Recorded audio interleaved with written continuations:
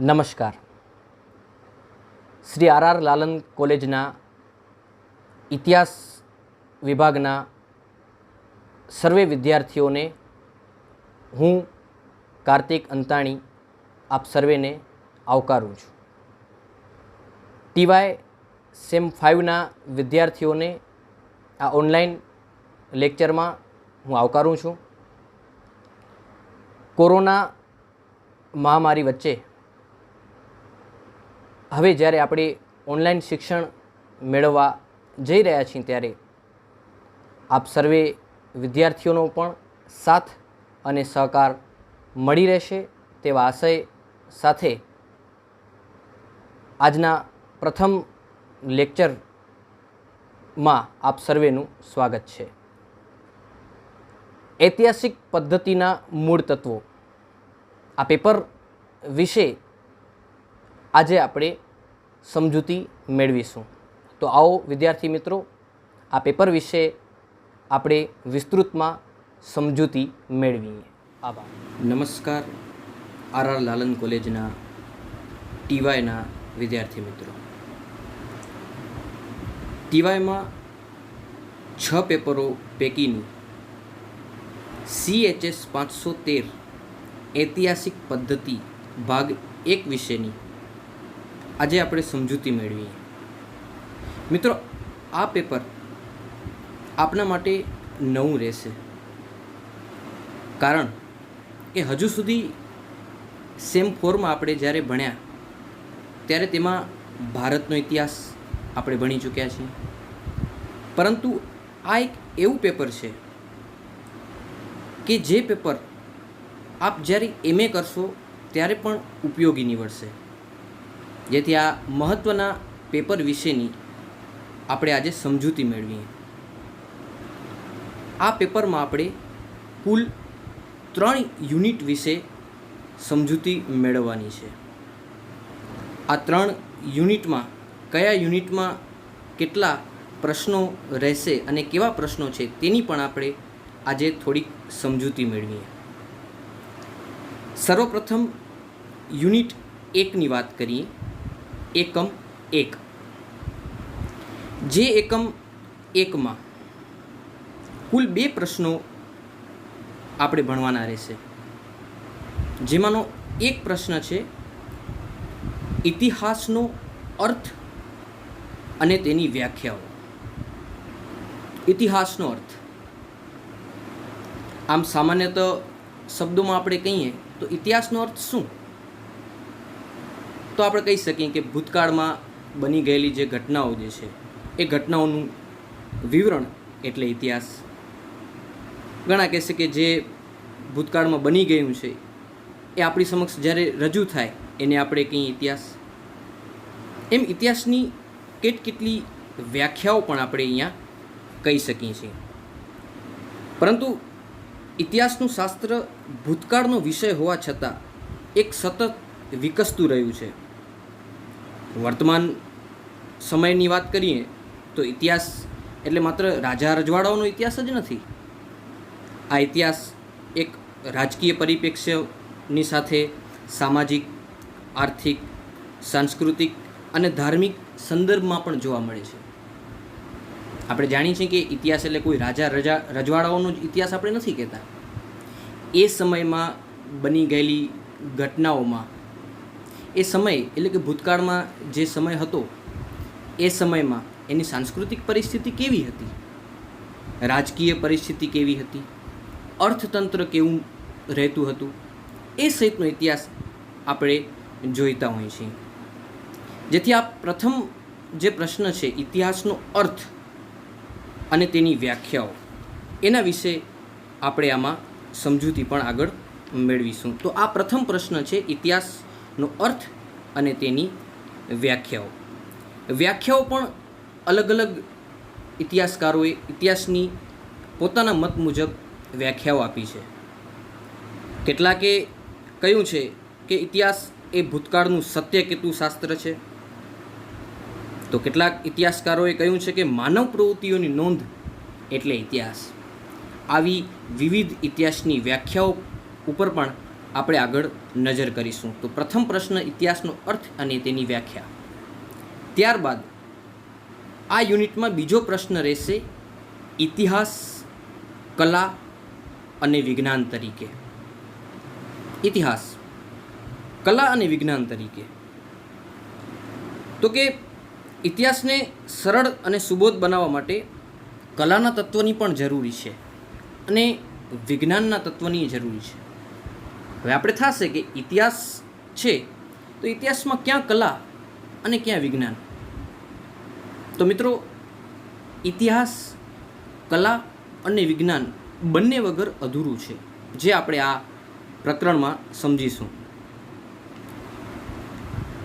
અંદાજિત 1903ના સમયમાં આ ઇતિહાસ કલા છે કે વિજ્ઞાન એ સંદર્ભે કેટલીક ચર્ચાઓ પણ થયેલી. ઇતિહાસને શ્રદ્ધેય અને વાસ્તવિક બનાવવાનો પ્રયત્ન એ વિજ્ઞાન કરે છે. હવે આ ઇતિહાસમાં કલા અને વિજ્ઞાન કઈ રીતે, એની સામાન્ય સમજ મેળવીએ તો આપણે કોઈ ઇતિહાસને જ્યારે જાણતા હોઈએ, એમના સાધન સામગ્રીઓ દ્વારા ઇતિહાસ વિશેની ખોજ કરતા હોઈએ, પરંતુ ત્યારબાદ દરેક લોકો સુધી એને સમજાવવા માટે કલાની જરૂરિયાત પણ પડે છે, એટલે કે લેખન. કોઈ ઇતિહાસકાર ગમે તેટલું સારું એમનું વિવરણ હોય તો આપણે એને સારી રીતે સમજી શકીશું. એટલે કે અહીંયા સામાન્ય શબ્દોમાં આપણે કહીએ તો અહીંયા કલા થયું. અને વાત કરીએ કે વિજ્ઞાનની, તો વિજ્ઞાન એટલે શું? તો કે નિયમબદ્ધતા, વાસ્તવિકતા અને સ્પષ્ટ. આ સ્પષ્ટતા, નિયમબદ્ધતા અને વાસ્તવિકતા એટલે કે વિજ્ઞાન. ઇતિહાસ પણ અહીંયા એ જ છે. ઇતિહાસ જે છે એ દસ્તાવેજો હોય અને દસ્તાવેજોને આધારે જ આપણે એની સત્યતા ચકાસી શકીએ છીએ. એટલે કે અહીંયા વિજ્ઞાન તરીકે પણ આપણે એમને જોઈએ છીએ. આવી રીતે ઇતિહાસ કલા અને વિજ્ઞાન તરીકે એ વિશે આપણે સમજૂતી મેળવવાની છે. તો મિત્રો, એકમ 1માં એટલે કે યુનિટ 1માં આપણે કુલ 2 પ્રશ્નો જે છે એ ભણવાના રહેશે. ત્યારબાદ આપણે વાત કરી યુનિટ 2ની એટલે કે એકમ 2ની, જે પ્રશ્ન છે ઇતિહાસના સહાયક શાસ્ત્રો અને વિજ્ઞાનો. ઇતિહાસ જેના સહાયક શાસ્ત્રો તરીકે.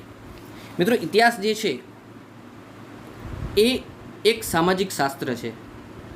માનવ જીવનના વિવિધ પાસાઓનો પદ્ધતિસરનો અભ્યાસ કરતું આ એક શાસ્ત્ર છે. પરંતુ સાથોસાથ એને અનેક એવા શાસ્ત્રો સાથે પણ ઘનિષ્ઠ એવા સંબંધો રહેલા છે. જેમાં આ ઇતિહાસના સહાયક શાસ્ત્રો અને વિજ્ઞાનોમાં આપણે કયા કયા શાસ્ત્રો વિશેની સમજૂતી આ પ્રકરણમાં મેળવવાની છે? તો કે પ્રથમ છે પુરાતત્વશાસ્ત્ર, સિક્કાશાસ્ત્ર, લિપિશાસ્ત્ર, નૃવંશશાસ્ત્ર, રાજ્યશાસ્ત્ર, ભૂગોળ, અર્થશાસ્ત્ર, સમાજશાસ્ત્ર અને સાહિત્ય. આ ઇતિહાસના સહાયક શાસ્ત્રો તરીકે રહેલા છે.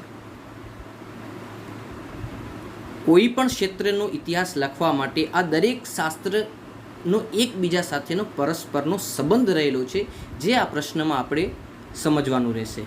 પુરાતત્વશાસ્ત્ર, જેના વિશે આપણે જાણતા જશું. ઉત્ખનન, ખોદકામ દરમિયાન મળતી ચીજ વસ્તુઓ અને એનો અભ્યાસ કરતું શાસ્ત્ર એટલે કે પુરાતત્વશાસ્ત્ર.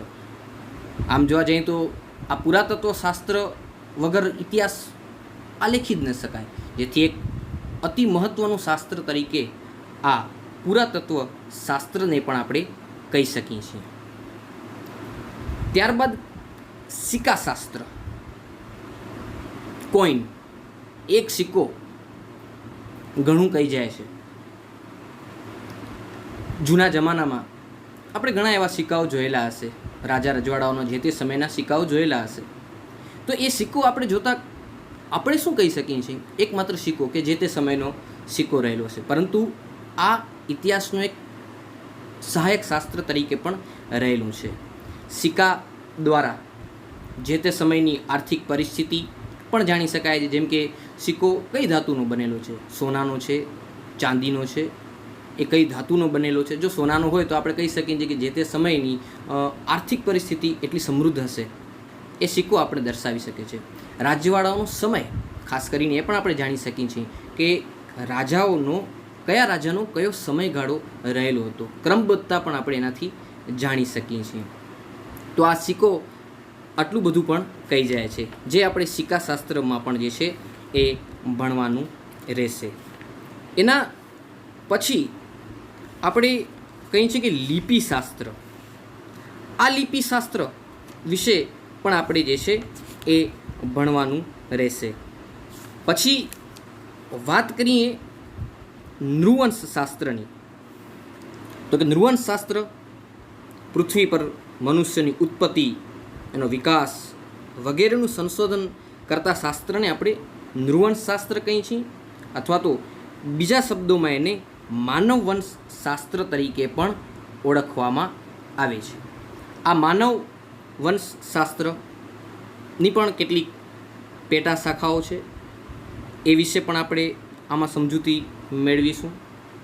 એના પછીના શાસ્ત્ર વિશેની વાત કરીએ તો કે રાજ્યશાસ્ત્ર.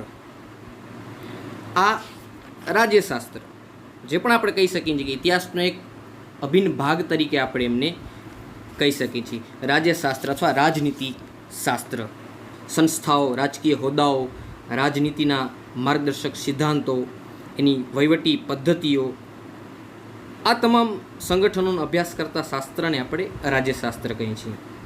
ઇતિહાસ સાથેનો પણ એમનો એક ઘનિષ્ઠ સંબંધ રહેલો છે. પ્રાચીન ભારતની વાત કરીએ, ખાસ કરીને મધ્ય યુગની વાત કરીએ તો રાજકીય અને લશ્કરી બાબતોનો ઇતિહાસ એ મુખ્ય ગણાતો.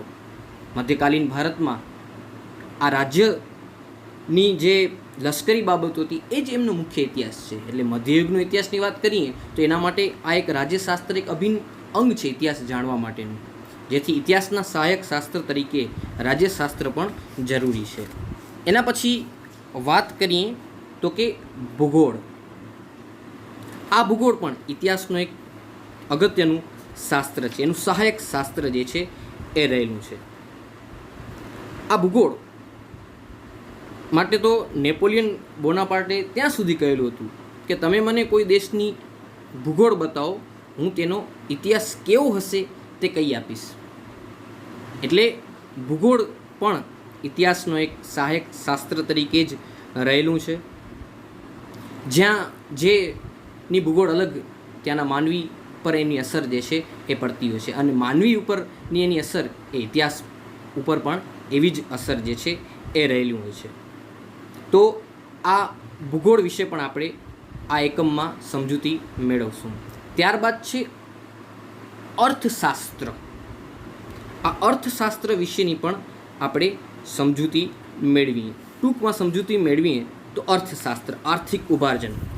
મનુષ્યએ પોતાની પ્રાથમિક જરૂરિયાતો પૂરી કરવી પડતી જે આર્થિક પ્રવૃત્તિઓનો અભ્યાસ, એને આપણે અર્થશાસ્ત્ર સામાન્ય શબ્દોમાં આપણે કહીએ. આ અર્થશાસ્ત્ર પણ ઇતિહાસનો એક સહાયક શાસ્ત્ર તરીકે જ રહેલું છે. વર્તમાન સમયમાં ઇતિહાસમાં આર્થિક પ્રવૃત્તિઓના અભ્યાસનું જે વલણ છે એ વધતું જાય છે. ખેતી, ઉદ્યોગો, બંદર, સહકારી પ્રવૃત્તિઓ, મહેસૂલી વ્યવસ્થાઓ, આ તમામ ઉપર પણ ઇતિહાસકારોએ આજે સંશોધન કરેલા છે. એવું નથી કે માત્ર રાજાઓનો જ ઇતિહાસ આપણે આલેખીએ છીએ, પરંતુ આજના સમયમાં, વર્તમાન સમયમાં પણ આપણે આ તમામ ક્ષેત્રો, અર્થશાસ્ત્ર જે કહેવાય છે અર્થશાસ્ત્રના ક્ષેત્રો, પરંતુ આ જ અર્થશાસ્ત્રના ક્ષેત્રો ઇતિહાસ માટે પણ એક સહાયક શાસ્ત્ર તરીકે આપણે એને જોઈએ છીએ. એના પછી સમાજશાસ્ત્ર. તો કે આ સમાજશાસ્ત્ર જે છે એ પણ ઇતિહાસનું એક સહાયક શાસ્ત્ર તરીકે છે. સમાજશાસ્ત્ર શેનો અભ્યાસ કરે છે? તો કે માનવ સમાજનો ઉદ્ભવ, એનો વિકાસ, સમાજ રચના અને સમાજના પ્રશ્નોનું એક અભ્યાસ કરતું શાસ્ત્ર છે. આ તમામ એ ઇતિહાસને પણ એક લગતું શાસ્ત્ર છે. લગ્ન, કુટુંબ, જ્ઞાતિ, વર્ગ વગેરેની સામાજિક સંસ્થાઓએ ઇતિહાસના ઘડતરમાં એક અગત્યનો ફાળો આપ્યો છે. બીજી રીતે કહીએ તો ઇતિહાસ અને સમાજશાસ્ત્ર બંને સમાજમાં રહેતા માનવીઓનો અભ્યાસ કરે છે, પરંતુ માત્ર તેમના અભ્યાસના દૃષ્ટિકોણમાં તફાવત છે.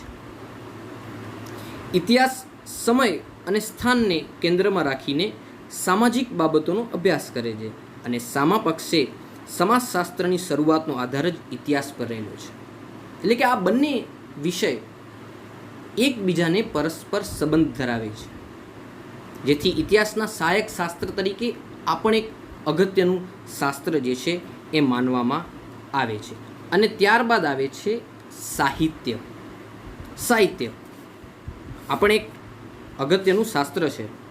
આમ જોવા જઈએ તો આપણે કહી શકીએ કે ઇતિહાસ અને સાહિત્યને આમ સંબંધ ન પણ હોય, પણ એવું નથી.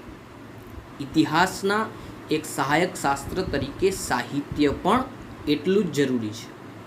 કારણ પ્રાચીન ભારતના ઇતિહાસની વાત આપણે કરીએ તો પ્રાચીન ભારતનો ઇતિહાસ જેટલો પણ આપણે જાણી શક્યા છીએ એ સાહિત્યને જ આભારી છે, જેથી સાહિત્ય પણ એટલું જ જરૂરી છે.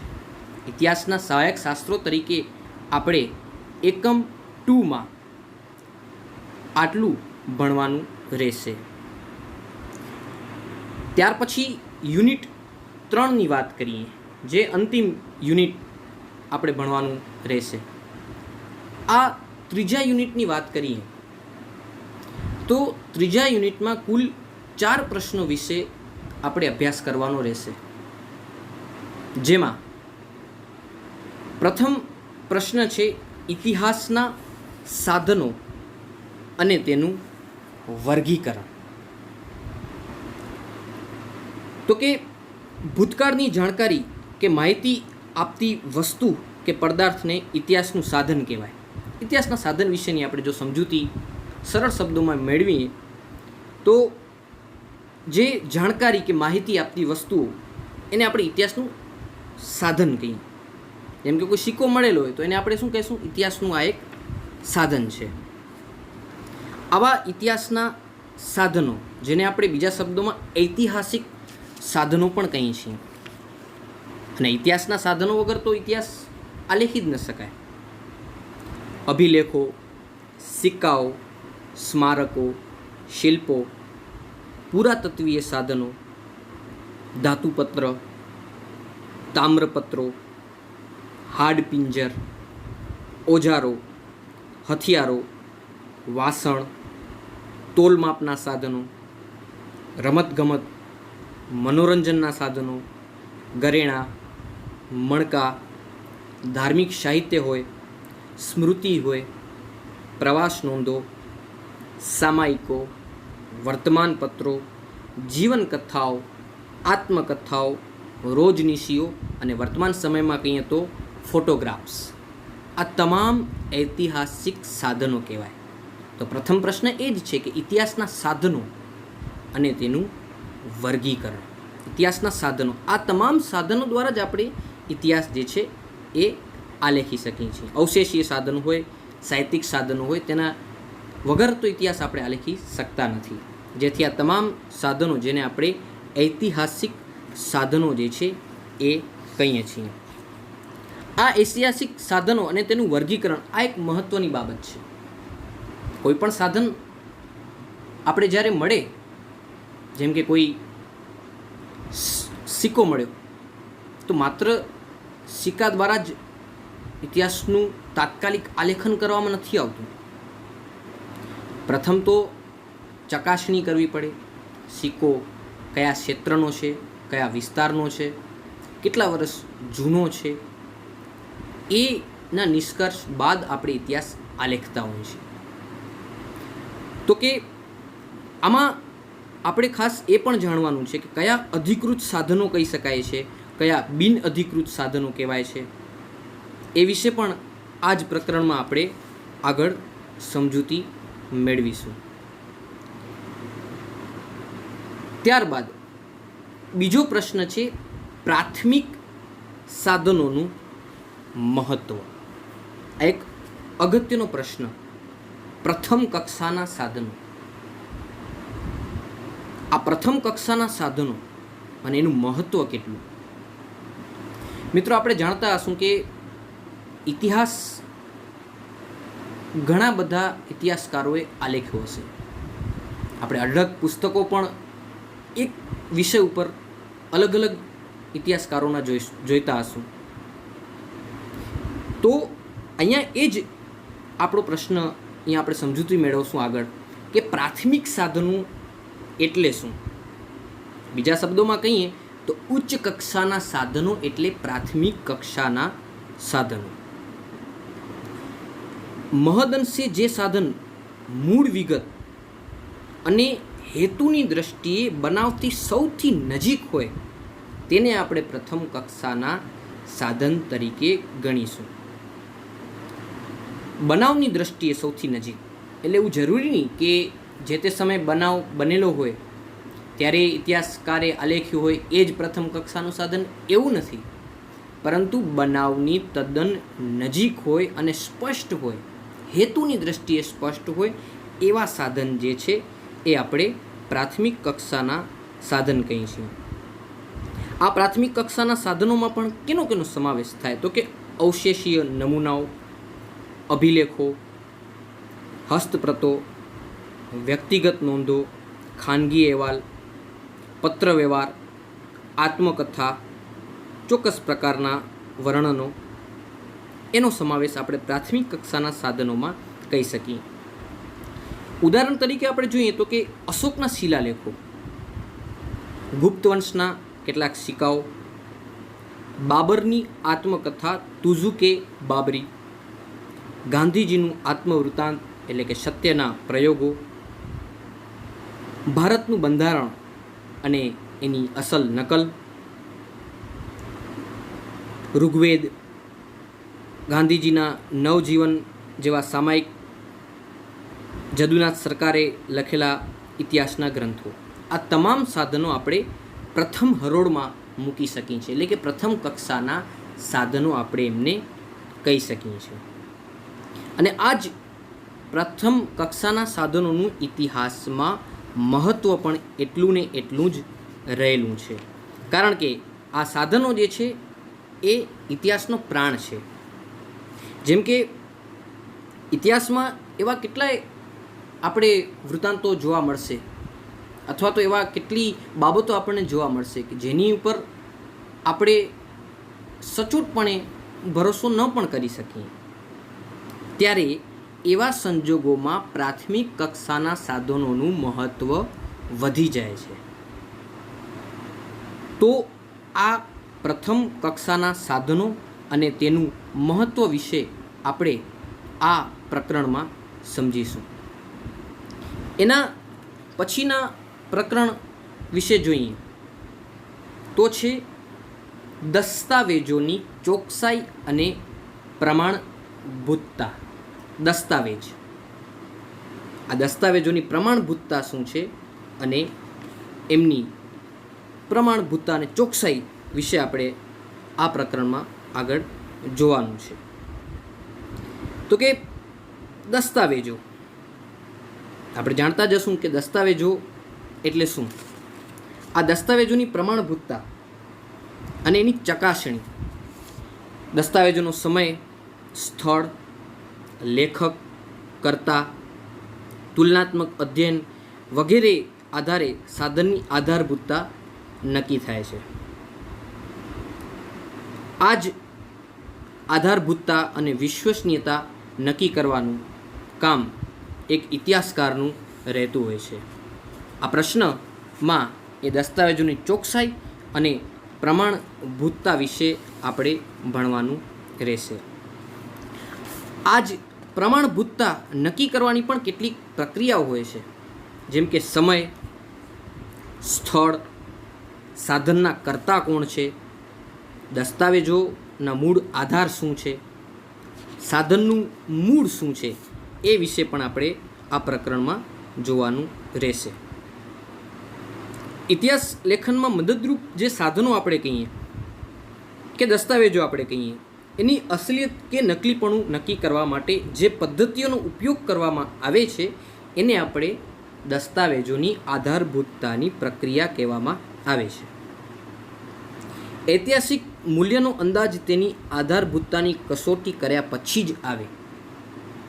મિત્રો, એમને કોઈ ઘટના બની અને એ ઘટનાને ઇતિહાસ તરીકે આલેખવામાં નથી આવતી, પરંતુ જે દસ્તાવેજ મળેલું છે એ પ્રમાણભૂત છે કે નહીં એની ચકાસણી પણ કરવી પડે. અને એની જ ચકાસણી એટલે કે એ જ દસ્તાવેજોની ચકાસણી એટલે કે એની આધારભૂતતા, પ્રમાણભૂતતા નક્કી કરવાની પ્રક્રિયા. મુખ્યત્વે બે પ્રકારની પ્રક્રિયાઓ પણ આમાં જોવા મળે છે: બાહ્ય વિવેચન અને આંતરિક વિવેચન. તો કે સમય, સ્થળ, સાધનના કર્તા વિશે આમાં આપણે સમજૂતી જે છે એ મેળવવાની હોય છે. તો આ પ્રકરણમાં આપણે આટલું આગળ સમજીશું. ત્યાર પછીનો પ્રશ્ન છે ઇતિહાસના પુનર્લેખનની જરૂરિયાત. ઇતિહાસ એનું પુનર્લેખન અથવા પુનર્લેખન. તો કે ઇતિહાસ ભૂતકાળનું વર્ણન કરતું શાસ્ત્ર અને વિજ્ઞાન છે. એ આપણે જાણીએ છીએ કે ભૂતકાળમાં જે બની ગયેલું છે એનું વર્ણન એ ઇતિહાસ દ્વારા આપણે જાણી શકીએ છીએ. પરંતુ આ ઇતિહાસ એ પણ એક પરિવર્તનશીલ છે. બદલાતા સમયની સાથે ઇતિહાસ ભૂતકાળ કેન્દ્રીય વિષય હોવા છતાં ગતિશીલ વિષયમાં ગણતરી પામે છે.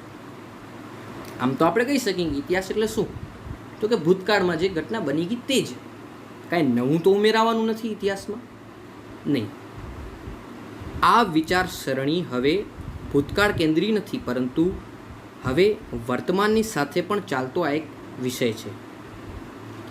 ભારતનો પદ્ધતિસરનો ઇતિહાસ લખવાની શરૂઆત 18મી સદીથી જ થઈ ગયેલી. ત્યારથી લઈ અને 20મી સદી સુધી જુદા જુદા સમયે ઇતિહાસનું પુનર્લેખન થતું રહ્યું છે. પુનર્લેખન એટલે કે ફરીથી એમને લખવું. આ પુનર્લેખનની જરૂરિયાત જે છે એ શા માટે પડે છે એ વિશે આ પ્રકરણમાં આપણે જે છે એ જાણવાનું છે. જેમ કે પુનર્લેખનની જરૂરિયાત શા માટે પડતી હોય, તો કે ઇતિહાસના જે ગ્રંથો એ ગ્રંથોની ભૂલો અથવા તો મર્યાદાઓ સુધારવા માટે. જે ગ્રંથો લખાઈ ગયેલા છે એ ગ્રંથોમાં કેટલીક ભૂલો હોય તો એ ભૂલોને સુધારવી આવશ્યક છે. કારણ કે જો એ જ ભૂલો સુધારવામાં નહીં આવે તો ઇતિહાસ આખો અલગ દર્શાવાશે. જેથી જે ગ્રંથોની ભૂલો અને મર્યાદાઓ એના માટે પણ આ ઇતિહાસ એટલો જ જરૂરી છે. તો કે ઘણી વખત એવું બનતું રાજા રજવાડાઓના સમયમાં કે આ ઇતિહાસ લખનાર એ રાજદરબારી અથવા તો રાજલેખક હોય. હવે રાજદરબારી અને રાજલેખક હોય એટલે સ્વાભાવિક છે કે રાજા વિશેના વખાણ કરવાના હોય. માની લો કે હું એક રાજા છું અને તમે બધા મારા દરબારમાં બિરાજમાન અલગ અલગ કક્ષાના લોકો છો. હું રાજા હોઉં તો મારા જ દરબારમાં બેસનાર કોઈ લેખક મારા જીવન વિશેનું લખાણ કરશે કે મેં આટલા યુદ્ધો કરેલા, આટલા યુદ્ધોમાં હું વિજેતા બન્યો. મારા જેવો શૂરવીર એટલે કે આ રાજા જેવો શૂરવીર તો કોઈ નથી. પરંતુ એમાં કેટલી સચોટતા છે એ જોવાનું રહેતું હોય છે. આપણે જાણીએ છીએ કે મોટાભાગના આવા રાજદરબારી જે લેખકો હોય એ શું કરતા હોય, રાજાઓને ખુશ કરવાનો આશયથી વધારે પડતું જે છે એ લખતા હોય, જે કદાચ સત્યથી થોડું દૂર હોય. હવે હું રાજા હોઉં અને તમને એમ કહું કે મારા વિશે લખો તો કોણ એમ કહેશે કે આ રાજા આવા છે? કારણ કે એ રાજદરબારીના લેખકને શું બીક હોય કે જો મેં એમના વિશેનું ખોટું લખ્યું તો મને એ દરબારમાંથી કાઢી મૂકશે, તો કાઢી ન મૂકે, આશ્રય આપે, એના માટે એ શું કરશે? વધારે પડતું ખોટું લખીને પણ સારું રાજાને દેખાડશે. હવે કોઈ રાજા એમ તો નહીં કે ના મેં તો આવું નહોતું કર્યું યુદ્ધમાં, એને તો ગમશે આવું. તો કે ઘણી વખત આવી ભૂલો, આવી મર્યાદાઓને દૂર કરવા માટે ઇતિહાસમાં પુનઃલેખનની જરૂરિયાત પડે, ત્યારે ઇતિહાસમાં પુનઃલેખન કરવું પડતું હોય. બીજું, નવા સંશોધનો અને નવી સાધન સામગ્રીની પ્રાપ્તિ થતી હોય ત્યારે પણ ઇતિહાસમાં પુનર્લેખનની જરૂરિયાત જે છે એ ઊભી થતી હોય છે.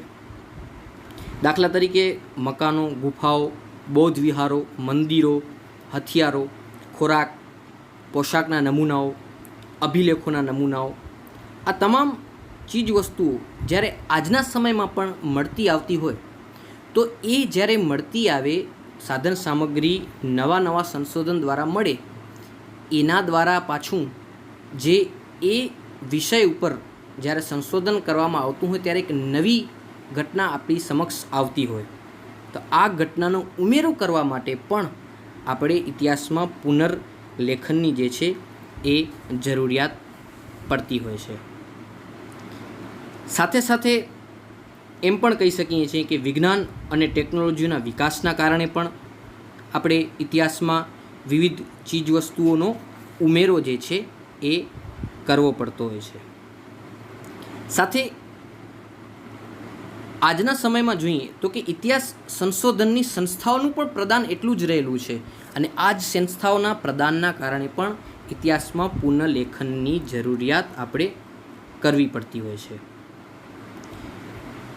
દાખલા તરીકે જોઈએ તો કે પુરાતત્વ ખાતાઓ, દફતર ભંડારો, પુસ્તકાલયો, સંશોધન કેન્દ્રો, ઇતિહાસ પુરાતત્વ પરિષદ, આ તમામની સ્થાપના બાદ હવે આ તમામ સંસ્થાઓના માધ્યમથી આપણે ભૂતકાળની કેટલીક ચીજ વસ્તુઓ, સાધન સામગ્રીઓ સચવાયેલી જોવા મળતી હોય છે, અને આ જ સાધન સામગ્રીઓ દ્વારા એક ઇતિહાસકાર એની સમજૂતી મેળવી અને ઇતિહાસનું આલેખન કરતા હોય છે.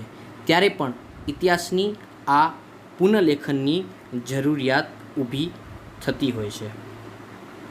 પછી ભૂતકાલીન વારસાની સાચવણી અને ફેલાવવા માટે પણ ઇતિહાસમાં પુનર્લેખનની એક પ્રેરણા પૂરી પાડવામાં આવતી હોય છે. તો કે આ રીતે 19મી અને 20મી સદીમાં પરિવર્તનોએ ઇતિહાસની પદ્ધતિમાં પણ અનેક ફેરફારો જે છે એ કરેલા છે, જેમાં ઇતિહાસના પુનર્લેખનનો ખ્યાલ પણ એક અતિ મહત્ત્વનું કહેવામાં આવે છે. વિશ્વના અન્ય દેશોની માફક સ્વતંત્રતા પછી ભારત માટે પણ પુનર્લેખન અતિ જરૂરી બન્યું છે. દાખલા તરીકે આર્ય દ્રવિડિયનની સમસ્યા, સંસ્કૃત ભાષાની પ્રાચીનતા સામે શંકા, ભારતીયોના સર્વે જ્ઞાનનું મૂળ વિદેશોમાં છે જેવા અનેક પૂર્વગ્રહયુક્ત અને વિકૃત પ્રશ્નો ઊભા થયા. આ મુદ્દાઓનો અભ્યાસ કરતા ભારતના ખાસ કરીને રાજકીય સાંસ્કૃતિકનું પુનર્લેખન વિશેષ જરૂરી છે, કારણ કે વર્તમાન બદલાતા ભૂતકાળ તરફ જોવાનો માનવીનો દૃષ્ટિકોણ પણ હવે કેવો છે? બદલાઈ ગયેલો છે. રાજા મહારાજાઓની વાર્તાઓ અને રાજવંશોની જે ગૌરવગાથાથી શરૂ થયેલી ઇતિહાસની વિકાસ યાત્રા આજે વિજ્ઞાન અને ટેકનોલોજીના ઇતિહાસ લેખન સુધી જે છે એ વિસ્તરી છે, જેથી આ ઇતિહાસ લેખનની નવી બાબતોનો ઉમેરો કરવા માટે આ પુનર્લેખનની જરૂરિયાત જે છે એ ઊભી થતી હોય છે. તો મિત્રો, આ 3 યુનિટમાં આપણે આટલું ભણવાનું રહેશે. CHS 513 ઐતિહાસિક પદ્ધતિના મૂળ તત્વો ભાગ 1માં આપણે કુલ 3 યુનિટ વિશે ભણવાનું રહેશે. આ 3 યુનિટ વિશે આગળ હવે આપણે ક્રમબદ્ધ સમજૂતી પણ મેળવીશું. આભાર.